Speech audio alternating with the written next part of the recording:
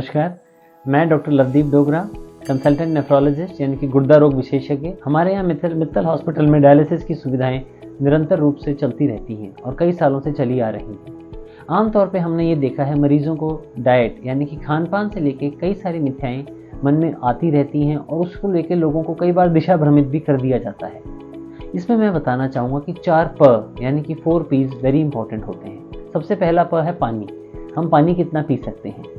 पानी आप अपने शरीर के अनुकूल रह के पी सकते हैं। यदि पैरों में सूजन नहीं है, पेशाब ठीक से आ रहा है, डायलिसिस कराने समय पहले सांस नहीं फूलती है, सूजन बिल्कुल भी नहीं आती है, तो आप पानी आराम से पी सकते हैं, हम आपको मना नहीं करेंगे। यदि सूजन ऐसा नहीं है, पेशाब कम होता जा रहा है, जो होगा भी समय के साथ, पेशाब कम होता जा रहा है, सूजन बढ़ती जा रही है, सांस फूलती है, तो पानी की मात्रा कम कर दीजिए, क्योंकि आपको दवाइयों के साथ भी पानी लेना है।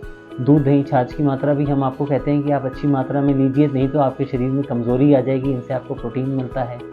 और सबसे ज़रूरी ये है कि आप पानी के साथ नमक का प्रयोग भी कम करें, क्योंकि नमक और सूजन आपस में दोस्त होते हैं। दूसरे पी पे आते हैं यानी कि प्रोटीन।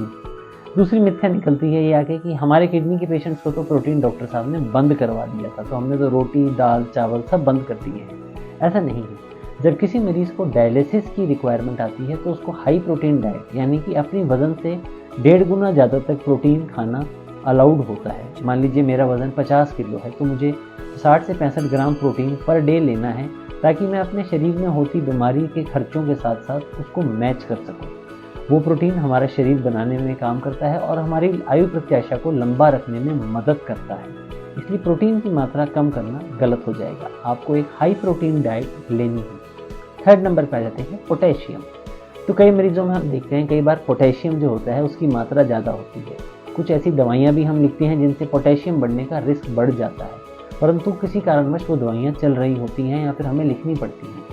अब यदि किसी मरीज़ को पोटेशियम ज़्यादा हो रहा है तो उसको हम पहले नंबर पर समझाते हैं कि एक आप अपने ऐसी चीज़ों को जिनमें पोटेशियम ज़्यादा होता है, जैसे कि सूप, जूस, या फिर कह लीजिए आलू, गुआवा यानी कि अमरूद, केला, नारियल पानी, इन चीज़ों का सेवन कम कर दीजिए। फिर भी यदि किसी में पोटेशियम की मात्रा ज़्यादा आ रही है तो उसको लीचिंग ऑफ वेजिटेबल्स यानी कि सब्जी को छोटे छोटे टुकड़ों में काट के पानी में उबालना है, उस पानी को वेस्ट करना है, फिर से उसको पानी में उबालना है, और तीसरी बार जब हम ऐसा करेंगे तो हमको उसको पकाना है। तो यानी कि 2 बार पानी को उबाल के उस पानी को उसमें से वेस्ट करना है, जिसे कहते हैं लीचिंग ऑफ वेजिटेबल्स, जिससे पोटेशियम की मात्रा खाने के अंदर से कम हो जाती है। फिर भी यदि पोटेशियम आपका ज़्यादा रहता है तो अपने डॉक्टर से संपर्क करके उसके लिए जो उपरोक्त गोलियां हैं उनका सेवन करना है। आगे बढ़ते आ जाते हैं सबसे इम्पॉर्टेंट फॉस्फोरस। इसके बारे में बात थोड़ी कम होती है। फॉस्फोरस प्रोटीन का ही एक अंग होता है। मान लीजिए प्रोटीन और फॉस्फोरस साथ साथ ही चलते हैं। एक तरफ मैं कह रहा हूँ आपको प्रोटीन की मात्रा बढ़ानी है, दूसरी तरफ मैं कह रहा हूँ कि फॉस्फोरस की मात्रा नहीं बढ़नी चाहिए, क्योंकि जब भी किसी के शरीर में फॉस्फोरस की मात्रा बढ़ती है तो उससे हार्ट में होने वाले किडनी के साइड इफ़ेक्ट्स जो होते हैं वो बढ़ जाते हैं।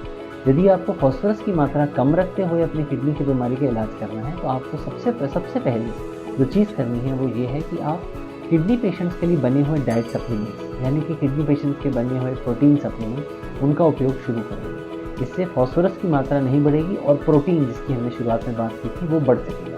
फॉस्फोरस कम करने के लिए कई प्रकार की दवाइयाँ, सस्ती महंगी, 1 से 2 गोलियाँ, 4 से 6 गोलियाँ, इस प्रकार की गोलियाँ आती हैं, जिससे आप अपने डॉक्टर के बारे में सलाह ले सकते हैं और इसके बारे में आप उपरोक्त दवाइयाँ और जानकारी प्राप्त कर सकते हैं। किसी भी वेबसाइट या ऑनलाइन मटेरियल को देख के दिशा भ्रमित होने से अच्छा होता है कि हम अपने डॉक्टर से बात करके जो हमारे लिए सही है वो उस इलाज को फॉलो करें। हम आपके लिए 24 घंटे यहाँ पे उपलब्ध हैं। जब भी आपको लगे आप किसी भी चीज़ को लेके किसी दिशा भ्रमित हो रहे हैं, किसी मिथ्या को अपने से दूर करना चाहते हैं, आप आके हमसे जुड़ सकते हैं, हमारे से बात कर सकते हैं। नमस्कार।